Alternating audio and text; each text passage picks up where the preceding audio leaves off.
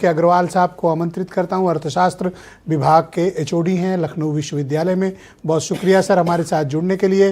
तो बताइए, आपने कल का बजट देखा, आज समीक्षाएं भी पढ़ी, अब देश की जनता आपकी ओपिनियन जानना चाहती है कि इस बजट को आपने किस दृष्टिकोण से देखा, और मेरा कंसर्न जैसा कि है कि आम आदमी के लिए इसमें क्या है। देखो ब्रजेश जी, कोई एक बजट आइसोलेशन में नहीं हो सकता है। कोई भी बजट आगे और पीछे की कड़ियों से जुड़ता हुआ होता है। तो पहली चीज़ तो मैं ये कह सकता हूँ कि ये बजट कंसिस्टेंसी में है जो पहले के बजट थे। और कंसिस्टेंसी कैसे? जैसे इंफ्रा को मजबूत करना, फिजिकल डिसिप्लिन को मजबूत करना।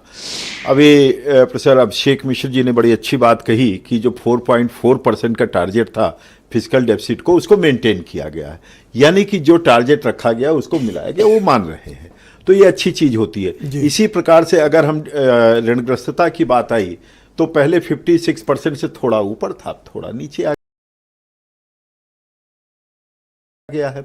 और अमेरिका का अगर आप देखें तो 125%, 130% है। बहुत से देशों का ये समस्या है। तो हमारे यहाँ ऋणग्रस्तता की कोई ऐसी समस्या नहीं है और वो घटाव की ओर ही है।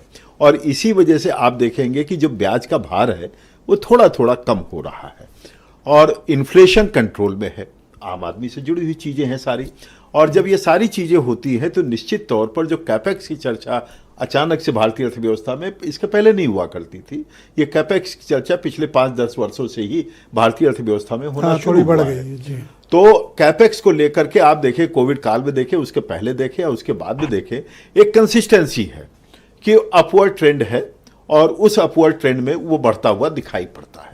पहले क्या होता था, पहले के बजट आप उठाकर देखिए, मैं तो करीब 30-35 साल से भारतीय बजट को जो है अध्ययन कर रहा हूं। पहले अगर मान लीजिए कोई संकट आता था, capex is the first casualty.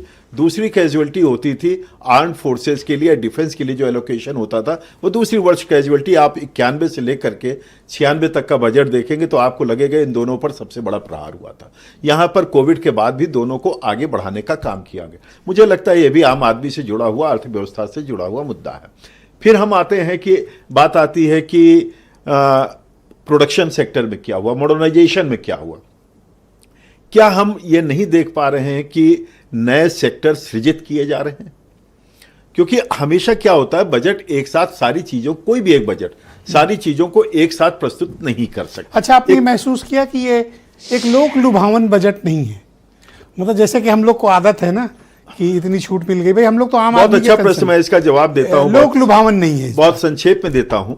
देखिए, इस गवर्नमेंट की विशेषता, आप 14 से इसका मूल्यांकन करिए, बिग पुश इफर्ट के तरह चलती है। ग्रेजुअली इसमें विश्वास नहीं रखती कि 50-50 हजार रुपए करके हर साल हम इनकम टैक्स में रिबेट दें, जिधर आप इशारा करना चाह रहे हैं। हाँ, मतलब अब 7 लाख से 12 लाख कर दिया, उसी चीज को अगर 5 साल करते तो होता।